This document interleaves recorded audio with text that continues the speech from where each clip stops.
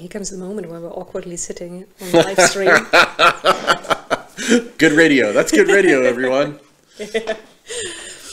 You know that you've got a face for radio? No, I've heard that saying, yes. Okay, so it's not just a German. Hi! and we didn't really awkwardly sit around, we just awkwardly talked while being on live stream. Yeah, I don't think people are unused to that, especially when it's live. Yeah, we can get away with a lot more technical difficulties. We better should. Okay, so to everyone who's already here, hi, thank you for joining us. And today's going to be a 2-for-1. We're going to do 2 talks today.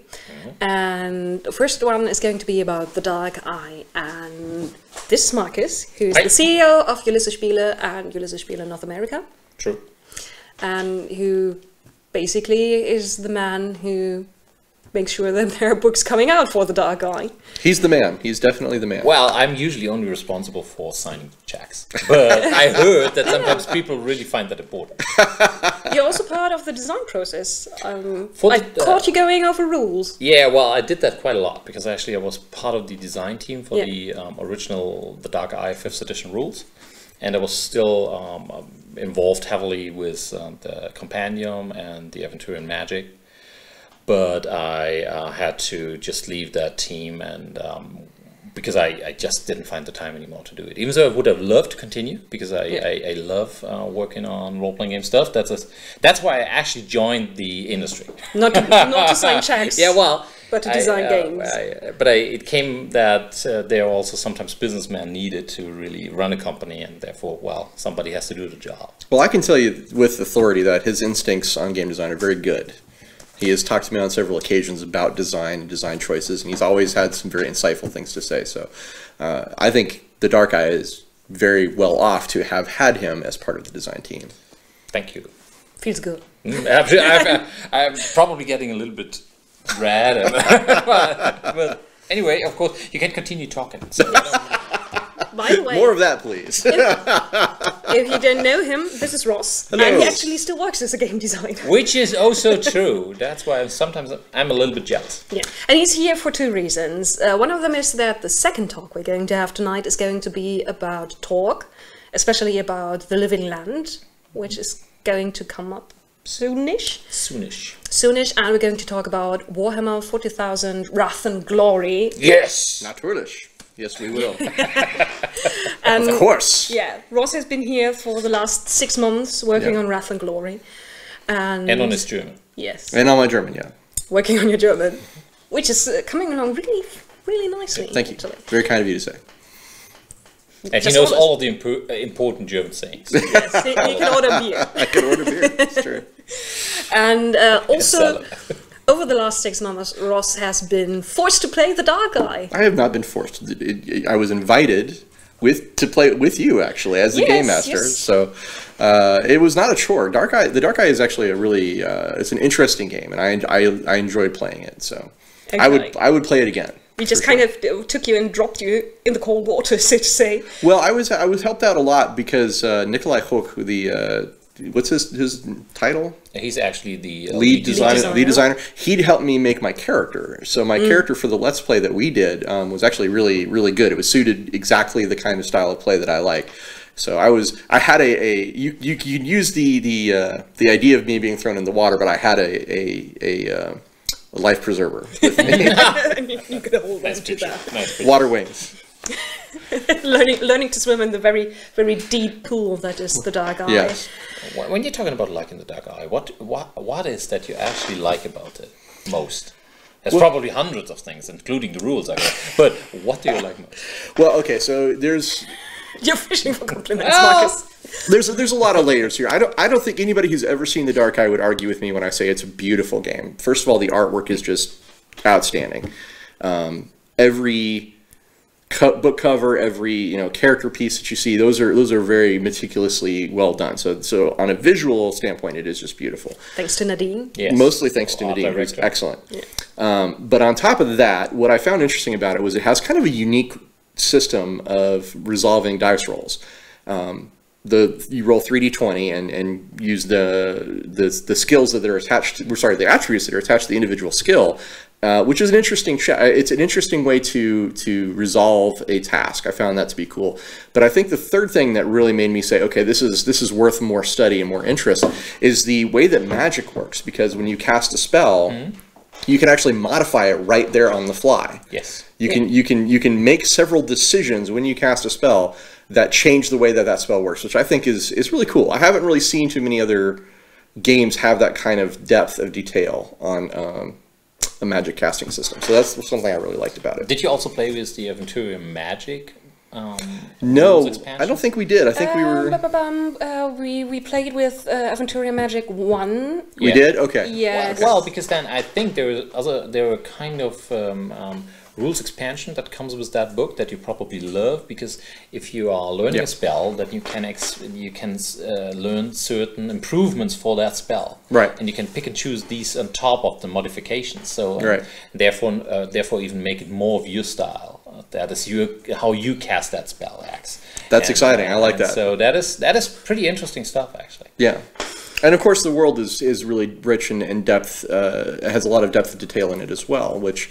Again, playing with people like Meyer, who knows this setting very well, was a big help to me, because she was able to... she's a wonderful GM. So. Thanks. Funny thing is, I never feel like I actually know the Dark Eye very well, because there's always more to know, and there's always people who will know more, because there's a joke going around that you have to study it for like a master's degree.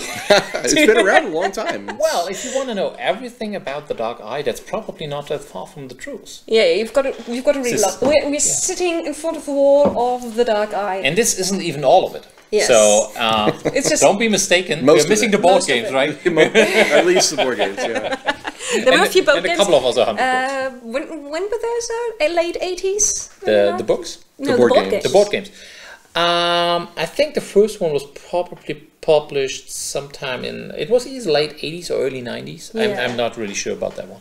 But they did publish 3 big ones, and they were more like the Hero Quest. It was a competitor product, actually, for the Hero Quest. And they look awesome. It was big, and they have the miniatures inside and stuff, and they were aiming at kids. And so it was. It's one of these games that when you're from that age, you will always remember fondly, because it was one of these things that you probably got for Christmas, because it was a big box, and it was had a huge price tag attached. Yeah, probably that's the reason why I never got those. There's a term for that in board game design, the Christmas morning feeling, when you open it up and see all the things inside. I love big game boxes. And back in these days, those were very uncommon, actually. So anything that was bigger than, well, maybe that long and that wide was just unheard of. And this was a really big box. Yeah. You had a ton of miniatures and stuff, so it was really a good. I won't call it a rip-off product for, but it was a well. It was. Yeah, well, it was a Me Too product. Right. It was a Me Too product, but I think it was a good one, because it was. I think it was better fitting for the German style of what the kids were looking for, what parents were looking for, opposed to what the more UK style Warhammer products look like, and I think that did a good job for getting a lot of new players into the Dark Eye. I'm trying to orient myself somewhere. The timeline is weird, but organizing that wall wasn't mainly made for keeping the timeline straight. So this is all the adventures up there. And here, these are the very first ones. Oh yes. Some of my very first memories with the game. Yeah. The Black Boar. Yeah, well, that is a classic. That was the very first adventure actually published for the Dark Eye. Yeah, the very first standalone adventure. Yes. In the first game box, there were also adventures. Of course. Well, back in these days, that was still common, right? Right. Now, Myri, what's your favorite? Favorite? Well, what's the one that you started with when you came into the Dark Eye that really, grabbed you? Okay. Actually, it was those very first adventures in the game box. They kind of grabbed me and pulled me into this whole world, because I never played a role-playing game You played with the first edition? I played with the first edition, wow. actually. My parents... yes, I've been around since the first edition. OG! I didn't play it when it came out. But my parents had one of these boxes. Someone gifted that to them because they like fantasy literature, and then people were like, this is probably for you. They never knew what to do with it, and at some point my brother and me, we just kind of started looking, what one is this, and we were totally hooked. One of my favorites is from the 3rd edition, Broga's Blood. That's a very classic dwarven story, but one, probably the one I spent most time with is, we've got it here. No, I can't open this. No, you don't open this one. The Filiasen saga. Yeah, Filiasen Yeah, well, saga. Okay. no, this is one of the big campaigns. I've heard of there's this one. Oh, there's another one over there. Yeah. All right, here Thank you you. go.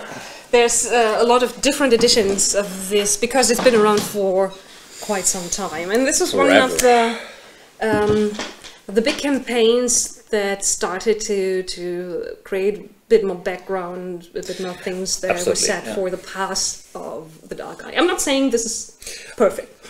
Not at all. Well, it's a child of its time actually, and it's back in these days, it's hard to believe it now when you look on all of the background, and I think it's not an overestimation to say now this is probably the largest and most deeply developed fantasy world. But it started off with things like back this. then there was in the early days there was nothing on background, because the very first box came along with almost no background at all, absolutely nothing. The additional box, the second box, there's the expansion rules. That was the very first book where you really had background on the continent, right? Because in the first box you didn't even know what the continent looked like, because it didn't have a picture for it. But this campaign here is about exploration, right? It's about we've got a map journeying here. to the unknown. Yeah, we've got a map here of Aventuria, of the main continent for the Dark Eye, and you see the travels that you have to undertake. That was, how did I put this? People relied heavily on puns for their names and ideas back then. So, well, that's common in our industry. in this adventure, you join someone called Filiasen Fogwolf. I see. Do you have an idea where that name might it sounds like Phineas Fogg. Yeah. Whoa! And he has to kind of traverse all of Aventuria and come back home in 80 weeks. And it's a race. It's a race. Nice. Against someone else who's got the same quest. But it went a long way of really showing you the continent. Yes, it did. You go north and you go beyond the continent actually, and you go very far south, and there's lots of different settings, and it's got 12 chapters, 12 different adventures.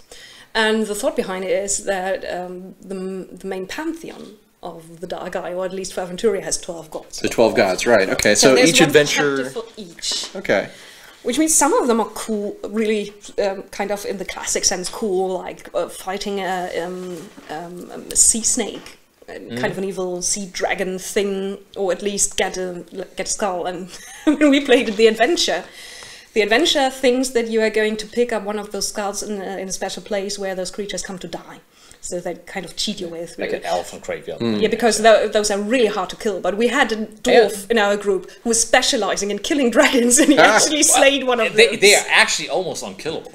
Yeah, well, he did. That's kind of awesome, though. So this, I mean, would you say this campaign really succeeded at its goal of making it feel like a journey of exploration, because it went to all these different places? Yeah, mostly. there's one chapter that is really kind of burned in your brain. Yeah, I'm never going to forget that. One of those chapters, it's about it's a chapter for the goddess of healing, and it's basically just you caring for a group of people who are suffering from the smallpox. And yes, you can also contract the smallpox. Which isn't fun in that game. No, it was us playing for several sessions, just caring for sick people, and that's not. It wasn't the most. Okay, fun so maybe not all of the but some are really epic. Okay, and you end up beyond the world in the realm. It's basically Bernhard Hannen, the author of these. He's actually a pretty well-known, famous by now. Yeah, back then German author. Back then he wasn't. He the Dark Eye really kind of like was his entry into being a novelist. That's great. Yeah, and he's very much into elves. He's got a series of 8 or 12 books about elves. Very successful ones. They even are very successful in the States, of what I heard. Really? Yeah. Really? Interesting. Okay. Well, absolutely. I didn't know. Good for him. Yeah. I'll check Well, that out. More power to Bernard. We were talking about that just lately, and he told me. So Yeah. probably some of the American players even know him by name. So are there many of these large campaigns for the few. Dark Eye? I just wanted to come back, and because he loves elves, this is about discovering the background of the elves of Aventuria. Ah. And he set one of the iconic bad girls of the Dark Eye, Pardona, who is a very old, very powerful female elf who likes to walk around naked and create chimeras and has created her own race of dark elves and very high fantasy stuff. But she's back, and she's back to her old business right now in the Dark Eye. On what I heard, there might even be stuff coming up. Hey. Well, that is one of the main things, because everybody has always been asking for more information on her, because she's one of the most liked characters.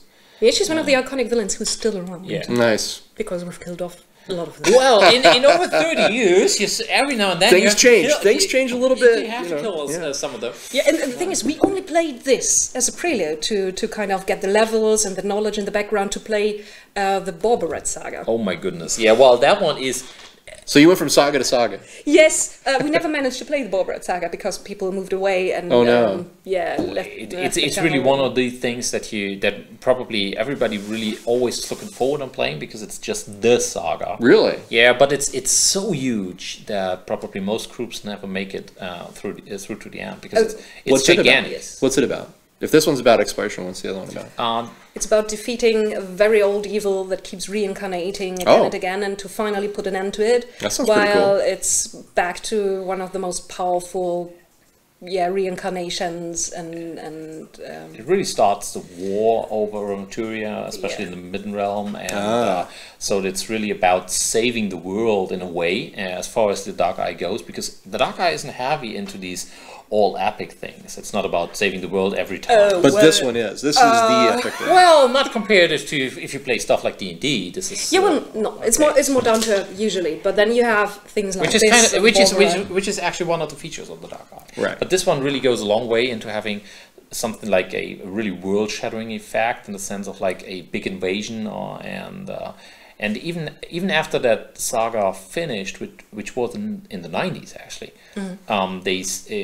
it still lasted until 1 or 2 years ago, until the to mop up all of his followers who are still to wrap it all up. So it just they never got all of them.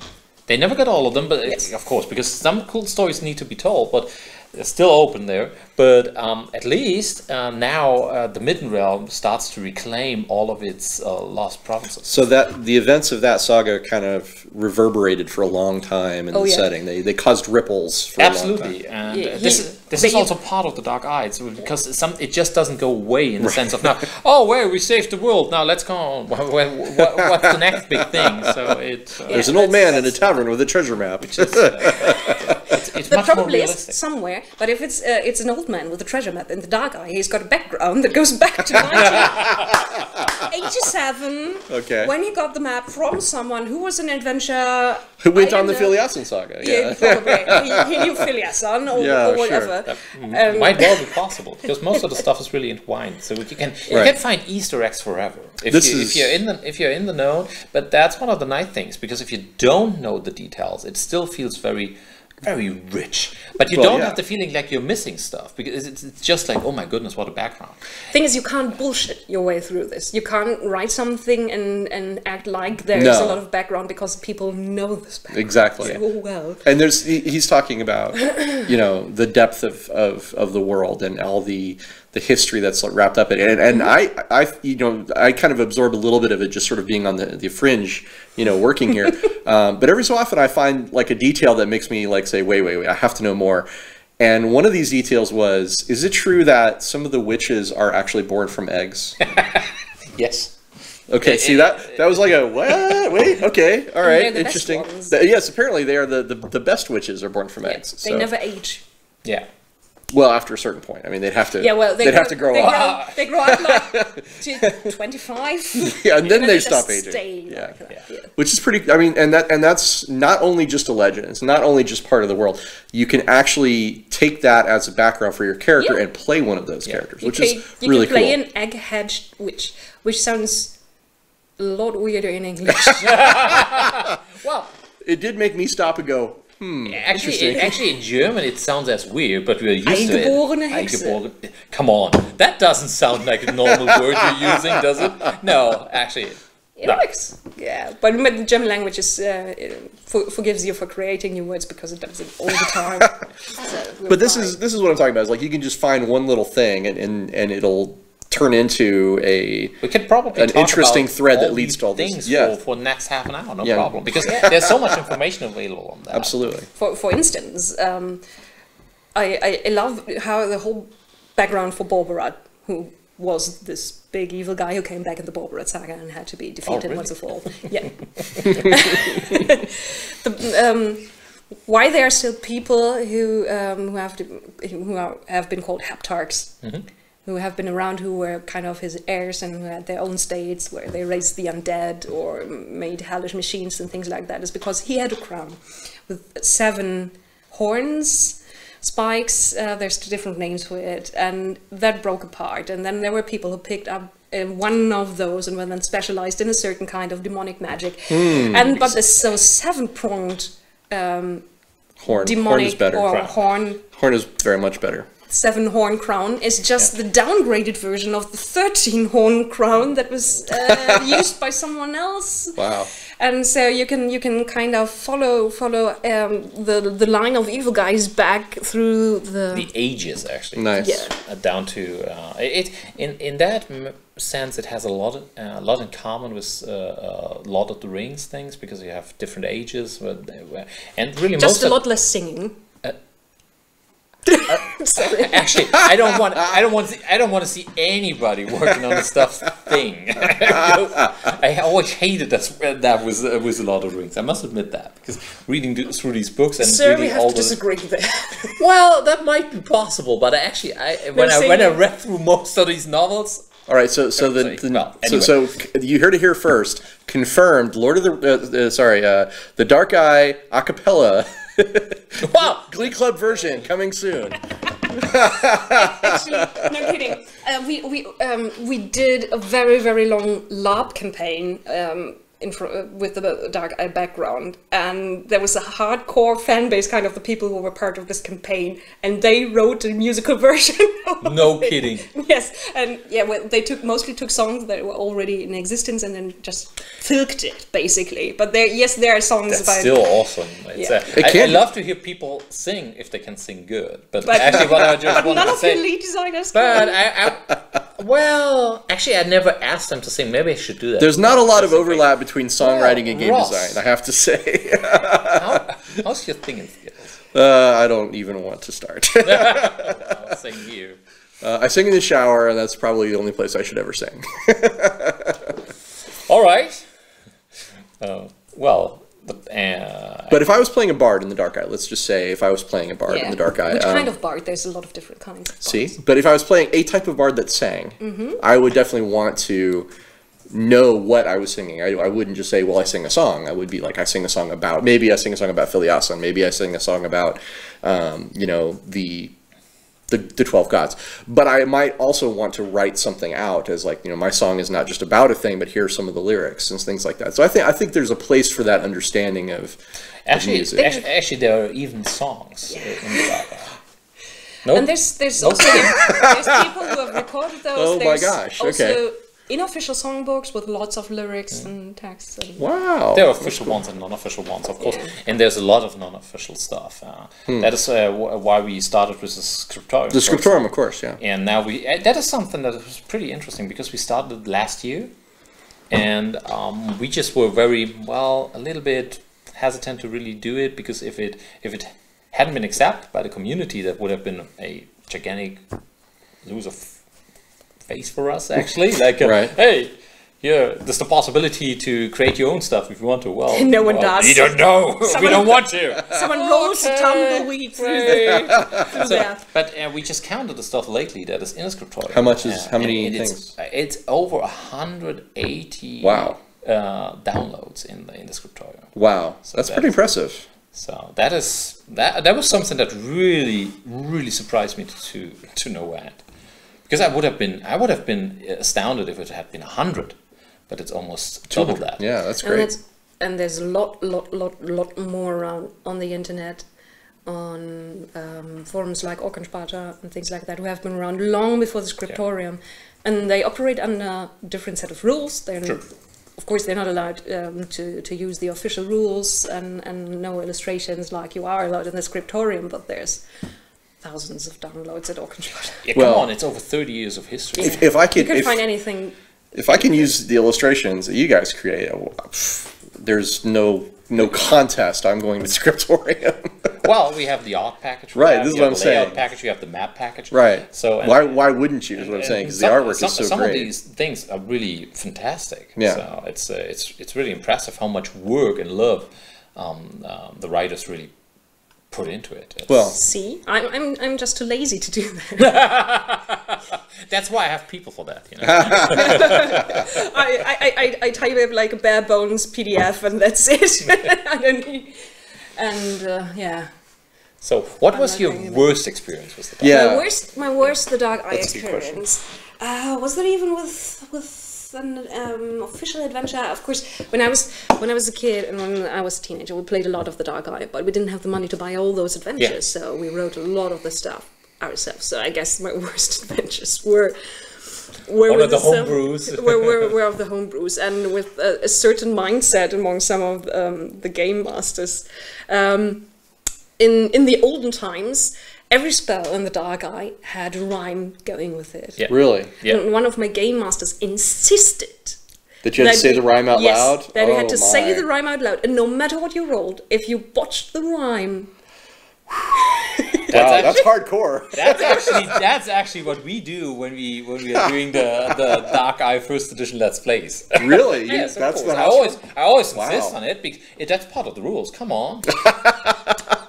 That's not my fault. I'm sure never Mishael going loves that. I'm sure that's his favorite part. thing is, there's a spell that takes another spell and reverses what it does. It's called the Revisalis. Yeah, and you have to spell it backwards. Yes, and you have to say the Revisalis spell, and then you have to say the spell that you want to reverse in reverse. Wow. Yeah, not just the words, the letters. That can be a real tongue breaker. Yeah, no Yeah, kidding. so if you use that and a spell that usually ignites something into flame to put out a fire, it's Reversales Revidum, Zauberwirkung dreh dich fotz der tot ennep. Wow. And Wow. And that's Yes. only gibberish, so it's Wow. That's crazy. Now, I love immersion, right? Like I love the idea of being in the game as much as possible. but there's always that's- one step too far. That's a step too far, I think, probably require people to memorize it backwards. Wow. Yeah, and That is crazy. I can't believe you still remember that now. That's that was kind of I would say that's kind of hardwired by now. Yeah, I guess so. oh yes, and you can play so many different kinds of mages in Right. the Dark Eye. That character I learned that for started out in 3rd edition, and then we had to change to 4th, and she couldn't do anything anymore because 4th was very more restrictive with experience points and things like that. But Yeah, it's always hard to really make yeah. a good transition from edition to edition. and she was specializing in transforming non-living objects. That's very Very specialized. specific. Yeah, from Mirham. So there's a lot of different major schools in Aventuria, and everyone is specializing in something different. And so she could only do things that usually are no use at all to anything. Right, but that was something personal that you picked for your guy. Yes, So that I did. And then you had to get very creative. So someone's on fire, I try to put out the fire, so I have to reverse the igniting things spell. Nice. So, yeah, probably botching a lot of spells because I didn't get the rhymes right. Is my I worst. don't think I heard that right. I don't think wow, that's amazing. Yeah, and I'm still scarred today. Thanks. I don't think he's watching. That's too nice. Well, Yeah. Worst experience I had with some of the old stuff. I think it was Borberat's Curse. oh yeah, which actually starts the whole Borberat saga. Okay, in a way. So in what's a way, Barbara's in a Curse way. about? It's a solo adventure, actually. Ah. Yes, it's a solo adventure. Okay. And it's one of those weird things that are from the very early days of the Dark Eye. Because when the Dark Eye started, nobody in Germany knew anything about role-playing games. And it's from the early 80s. It's from 84, I think, still. It might be 85, but then it's early 85. And the adventure is about you chasing down the curse of Borberat, because you know that Borberat used to be a mage back in the days, etc., etc. But what comes out in that adventure is that you're entering his citadel that turns out to be a crashed starship. Oh, Amari told me a little bit about this. This was written by a guy who was known to be a science fiction he didn't like fantasy. writer. Yeah. He was more of a science fiction writer. He was more science fiction writer, and that's why he slipped that into that. It's a little bit of But the it's old classic classic. now, It's classic, actually, Yeah. like John Carter Mars and stuff, where fantasy and science fiction are more intertwined. But in for the Dark Eye, it just did fit the whole. That was like you're playing the Lord of the Rings, and all of a sudden you are having an adventure where you enter an old starship.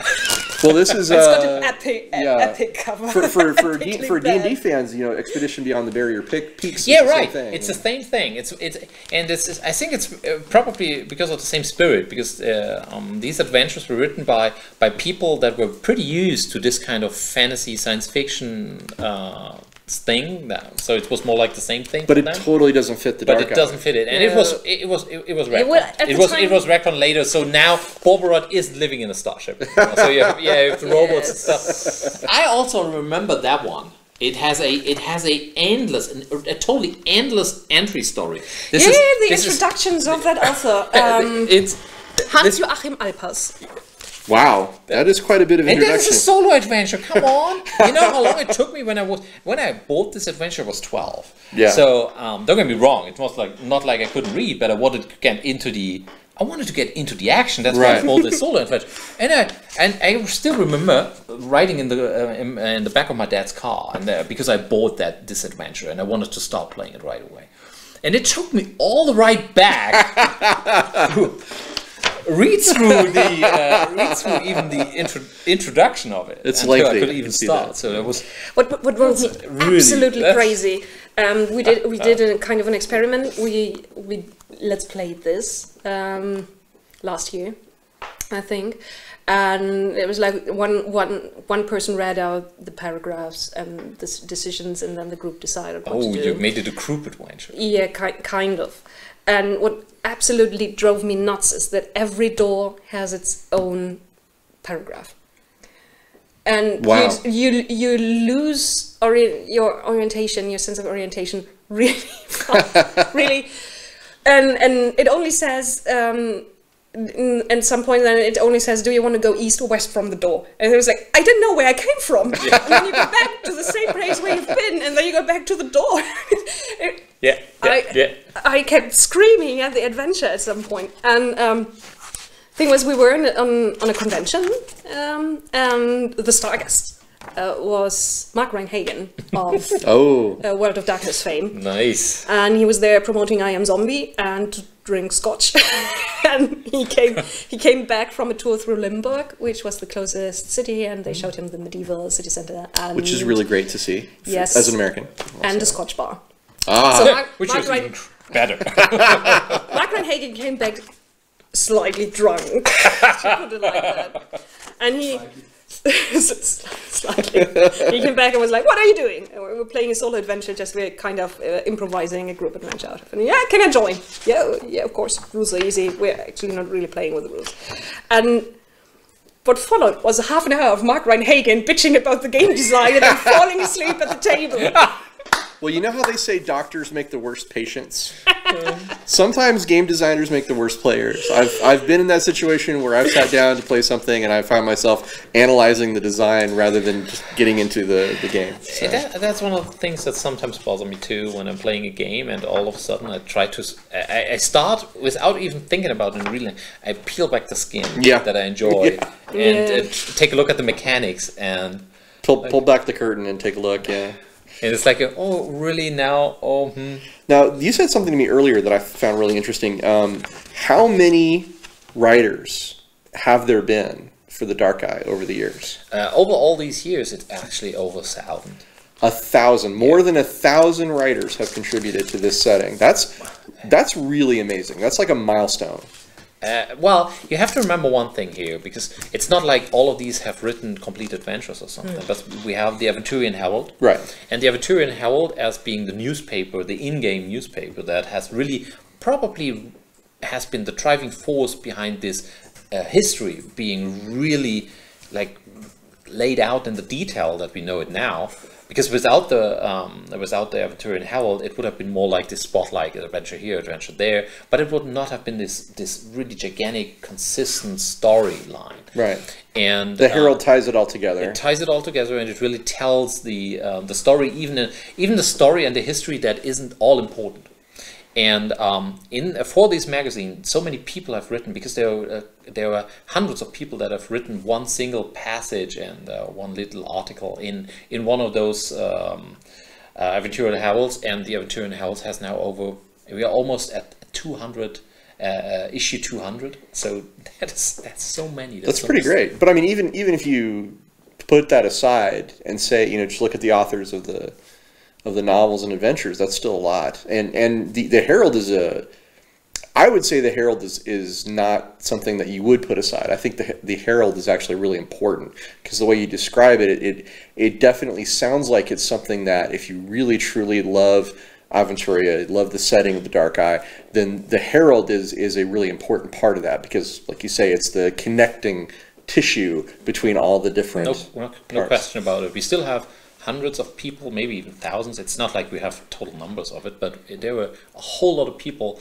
that are still having a subscription for the Herald, only to continue reading it like you would get your normal newspaper. That's great. They're not active players anymore. They are not playing anymore, but they still enjoy reading the magazine and seeing how the history continues. Yeah. That's awesome. Yeah, and history continues, and people can also kind of change the history. Well, one of the new things is the Kaiser Raoul Convent, where people are part of kind of a meta, part of a meta decision for how things are going to change for the next year of the Dark Eye. And it gets the players in, and you can really be part of it. I think people who love the Dark Eye need to hear more about the Kaiser Raoul Convent sometime, because it's pretty amazing. Well, maybe we should do something like that in the States too. Yeah, you're leaving us before it happens. Yeah, but unfortunately, I will not get the chance to experience it. But it sounds amazing. But it's not a problem. We can tell you about it. Okay. And we can talk about Kaiser Raoul Convent next time we are doing this, because we are planning to do these regularly. Sure. And at a time which is quite late here in Germany, so people overseas have a chance to be part of the live stream. Thanks for joining in the first place, guys. Yeah. And if you have any questions or things you would want to know about and that you would love us to talk about, because like we said before, we can talk forever, and even about minute details. And so if you tell us what you want to hear about, we can go into detail there and see what is interesting to you. Just yesterday I had a discussion with someone what kind of images would be perfect for a robe from a very special region of Aventuria, and it lasted about an hour. Wow. So, maybe we shouldn't... Robe, dress. Robe. Maybe we shouldn't... Not a rope, a robe. Maybe we shouldn't go into that detail just yet. Give us another 100 or 200. Well, butterflies have a very special meaning on Madagascar. But they do. I'll leave it at that. So also thank you for joining us for this part, Ross. And we're going to be back with Ross pretty soon. We're going to cut the live stream now. Right. Send Markus home. Well, or at least to Send me to the couch. some- I know. Well, somewhere where you can you want to get relax me a out. little bit. Okay, I see it. Take care. And Have a then we're good going one. to talk about Torque, Eternity, and about Warhammer 40,000 Wrath and Glory. That's right. Rest and glory. Yeah, that's how you pronounce it. Thank you, Marcus. All right. Take care. Okay. See you.